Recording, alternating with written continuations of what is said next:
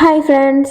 மதியம் லஞ்சுக்கு வந்து பாவக்காய் போட்டு தொக்கு மாதிரி வச்சுட்டு அதுக்கப்புறம் கொத்தவரங்காய் பொரியல் பண்ணலாம் அப்படின்னு சொல்லிட்டு தான் பிளான் போட்டிருந்தேன்.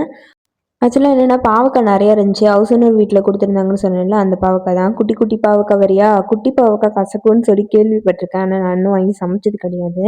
நான் பெரிய பாவக்காய் தான் வாங்கி சமைச்சிருக்கேன். அதனால இது எப்படி இருக்குன்ற ஒரு ஐடியாவே இல்லை. அதுவும் இல்லாமல் நிறைய பாவக்காய் வேறு இருந்துச்சா, அதனால வந்து குழம்பு மாதிரி வைக்காம தொக்கு மாதிரி வச்சுக்கலாம். 2 பேருக்கு அதுதான் கரெக்டாக இருக்கும். குழம்பு வச்சா அதிகமாக இருக்கும்னு சொல்லிட்டு தொக்கு மாதிரி வைக்கலாம்னு சொல்லிட்டு தான் ரெடி பண்ணி குட்டி குட்டியாவோ பாவக்காய் அரிஞ்சு போட்டிருந்தேன்.